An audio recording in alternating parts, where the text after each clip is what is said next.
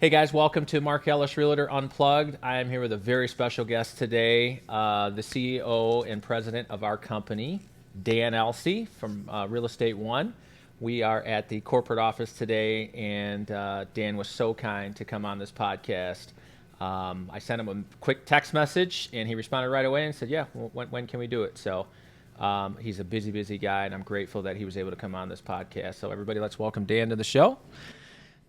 Dan, thank you for coming. We were talking earlier, and one of the things that I mentioned to you when I asked you to come on the podcast is I said, dude, I want you to tell the story of Real Estate One because you tell it so well.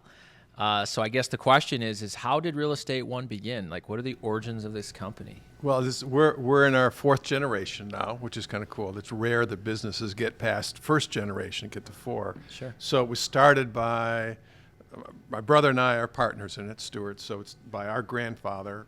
Started it in '29, and he was a very creative, innovative guy, as you can imagine. He started with just himself, and he then grew with a combination of he and my father to what was then called Elsea Realty.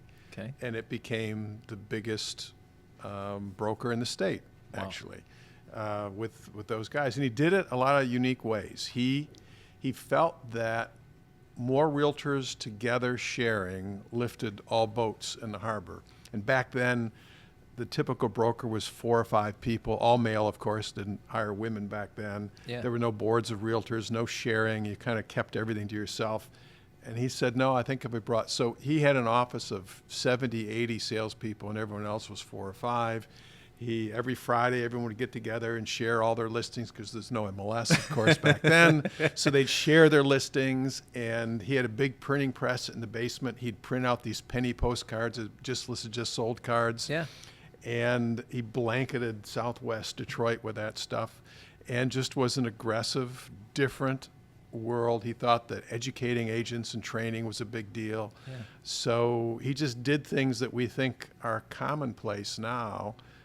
And he wasn't the only broker in the country doing that, but in Michigan he was. Yeah. So, and then my father came in the 50s and took over, and by then we had probably 6 or 7 offices, which again was unusual. He didn't even have more than one Elsea offices. Then my father took over, and it was we joked that it was probably good that my father came in because my grandfather kept running the company. He probably would have killed it because he did it his way. Sure. And by the time the 50s came along, we were sharing information. The world was different. Agents were different. So grandfather he saw the world in one way, and it was time for someone else. So Yeah. my father stepped in.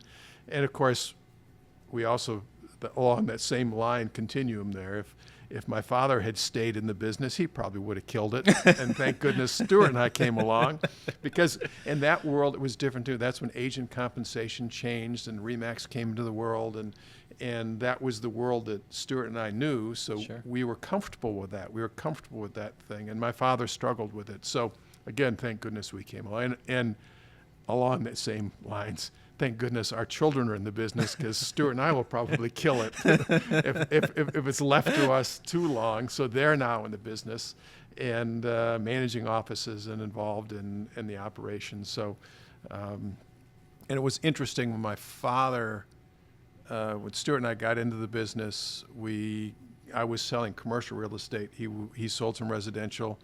And then we each took different roles. He was on the administrative side, and I was on the branch side. And although Stuart managed offices and regional stuff, we all kind of did the same thing. But over time, where it was just my father running it, his team, over time when Stuart took over, we kind of split the company into 2 groups. And Stuart migrated to the operations side, franchising, all the affiliated pieces, title, mortgage, and all of that, to run that. And I stuck with the brokerage piece, Sure. which is great because it gave us room, Yeah. first of all, and also the company was big enough that it really needed someone to focus on both of those. Our mortgage and title business really took off and grew dramatically once Stuart was there watching it and driving it every day and have someone in charge of it. Sure. So it made a big difference, and the brokerage obviously grew as well. So, but we didn't notice that when Stuart and I stepped into the leadership role for the organization, instead of my father stepping back and sort of retiring, which is what he said he was going to do at 70, he actually picked up speed.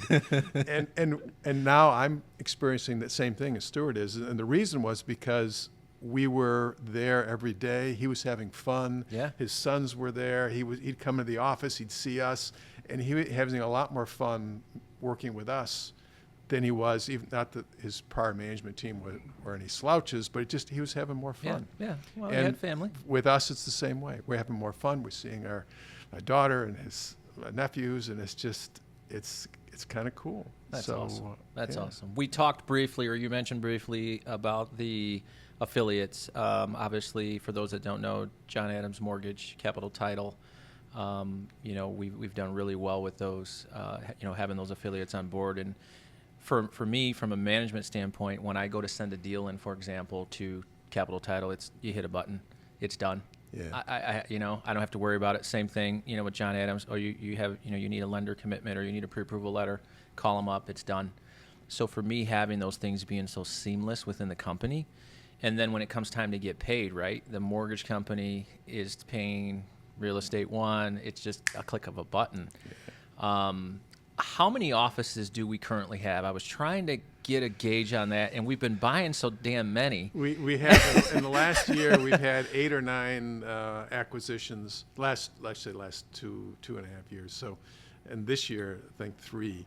So yes, so we've been doing a lot of that, and I'd say our growth is probably half other brokers joining us, and then half other realtors joining us from competitors. So it's 50-50, and new people certainly come in. We've got a school, so we do bring people new to the business. But total offices, including franchised, we're probably in the 80-something, 85, 86. Company-owned stores, about 40, maybe 48 company-owned offices. Wow. So, so we operate under a lot of different brands. Of course, the Real Estate One is our flagship brand, and where most of our business is done.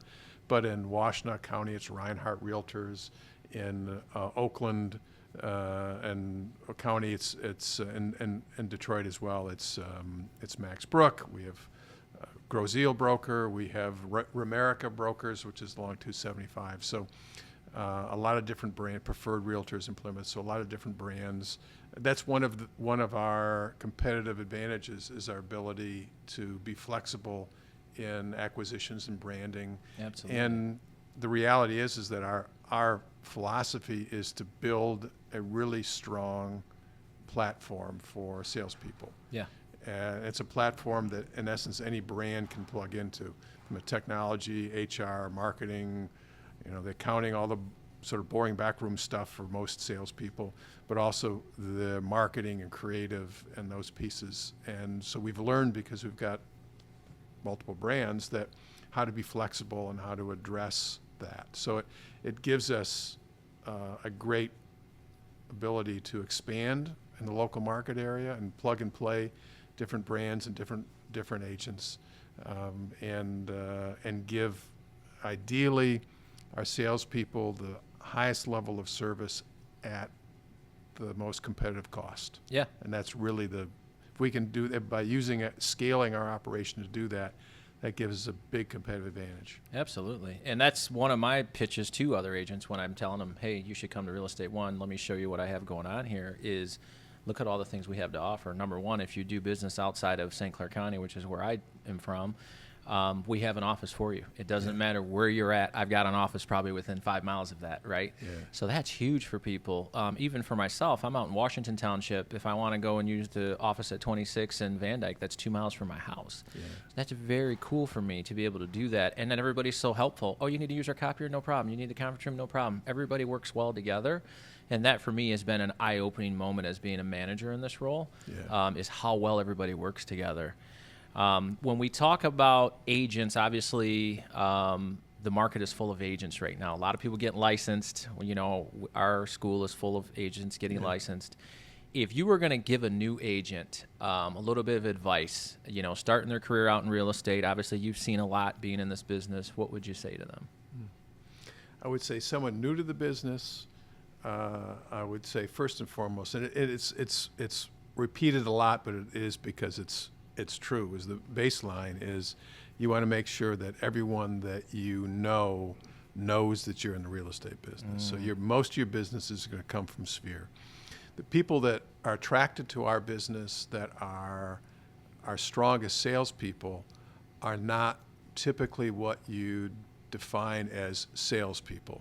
Okay. They're not natural closers. They're not aggressive cold callers. They're not in that Glengarry, Glen Ross style of. They're not. That's not who comes to our business. It's more the opposite. It's teachers. It's healthcare workers. It's people that are more used to the relationship building, the counseling side of things. Mm-hmm. So in that regard, you have to. Most of our agents aren't that used to making those calls, so they're not going to be doing that. So what do? You reach out to the relationships that you have. Yeah. So make sure everyone knows you're in the business. We tell our new people the first thing you do is send out a notification that you're in the business to everyone you know. Sure. However you can do it, whether it's good old-fashioned mail, email, social conversation, whatever it is, you let people know you're in the business. And then as fast as you can after that, let them know of your success. New listings that you or your office has gotten, new buyers you have, let them all know that you're active in the business and successful, and just keep up. And when you think that you've asked your friends and reminded them you're in the business and asked them for referrals way too often, you're about halfway to the point you need to be. Absolutely. Because they need to know that. They know of you in a certain context, and now you have to allow them to put you in the real estate context. Mm-hmm. and reach out to that. So, and the other is be patient. I know it's hard when you're commission sales. Sure. But be patient with the process. And one thing that salespeople don't do, it's human nature, most people don't do, is spend a little time planning. Yeah. When you get into business. So here's how I'm going to get there. Talk to your manager, and in our world, use the resources that we give you to plan the process. Mm-hmm. So that you're going into this. It's like learning a new language. Going into this process. Yeah. with a plan of how to reach your clients, what to say. So you've got a day that's filled with activity as opposed to the day of looking at your phone saying, where is everyone? Yeah, how do I make it ring? Yeah, to make it ring. Yeah, no, absolutely. Great advice, great advice. Obviously, when we talk about demand, you have a very demanding position, that you're in. And I often think, how the hell is that guy doing anything fun? Like, you're running multiple facets of this organization, and people don't realize, you're probably in 5-10 meetings a day, and these meetings are long. You just came from a 6-hour meeting. And then you're here talking to me, how the hell you have the energy to do that, I don't know. But one of the questions that I have for you is, how do you balance that, with running a successful company as you have with your personal life? How do you balance that? I'll have to say that I'm probably not very good at it, to be honest with you. I'd like to say that we're perfect, and I'm up at 5:30 every morning, and I spend an hour at the gym, and then I do my calls, and I have all that you see a lot of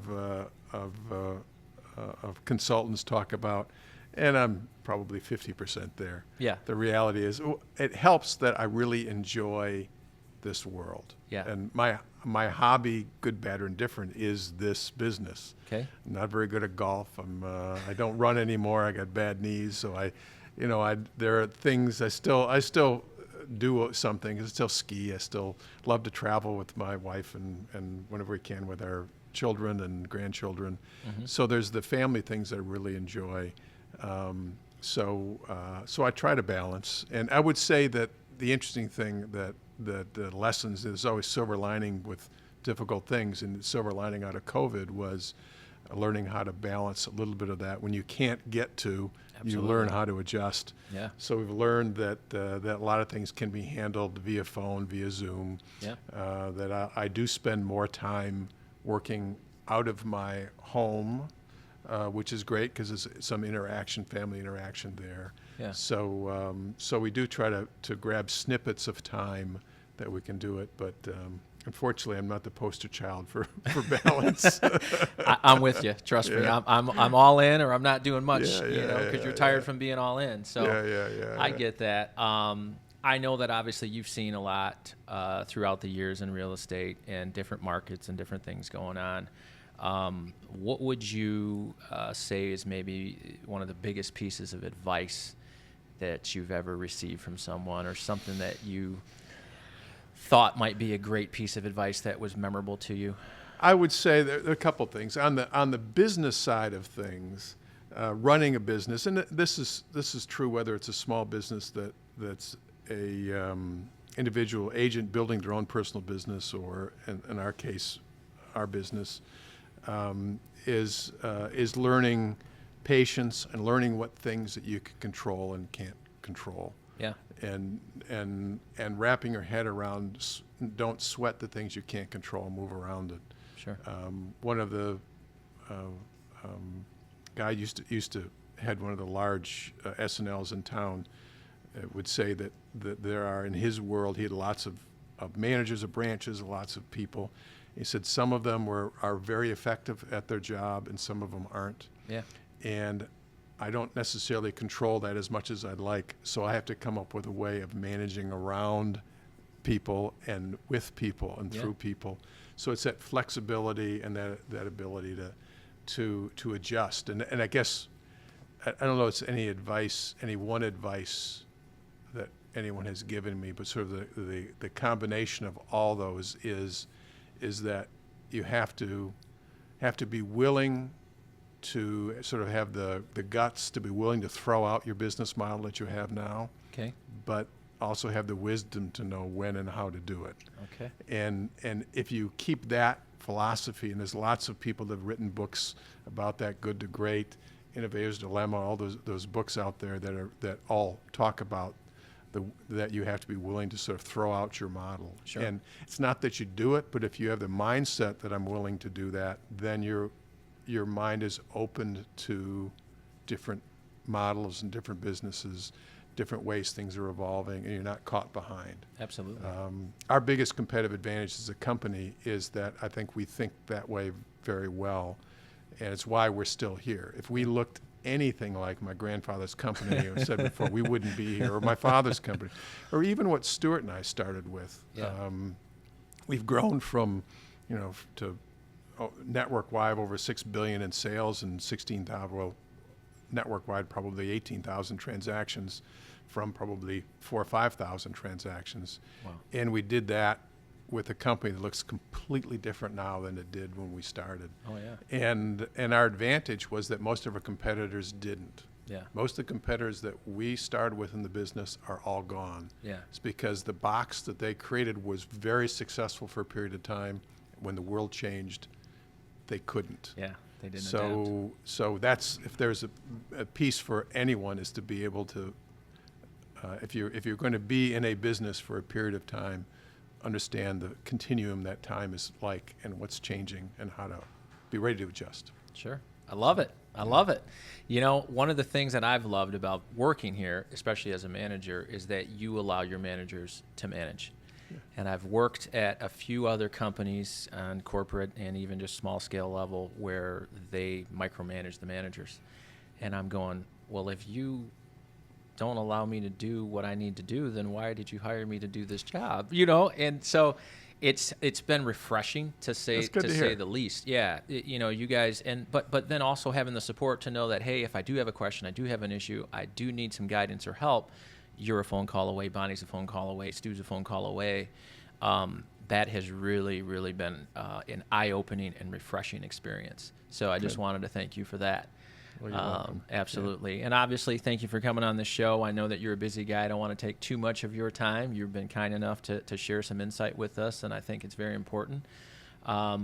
Lastly, what I will say is anybody that's watching the podcast, if you liked what you saw, we are on all social media platforms. We are on iHeartRadio, Spotify, Audible, Podbean, anywhere else that you listen to a podcast. Obviously, YouTube, if you want to watch the podcast, please like and follow. Work hard and stay humble. Thank you. Thanks, Dan. Thanks. Thank you. What do you think?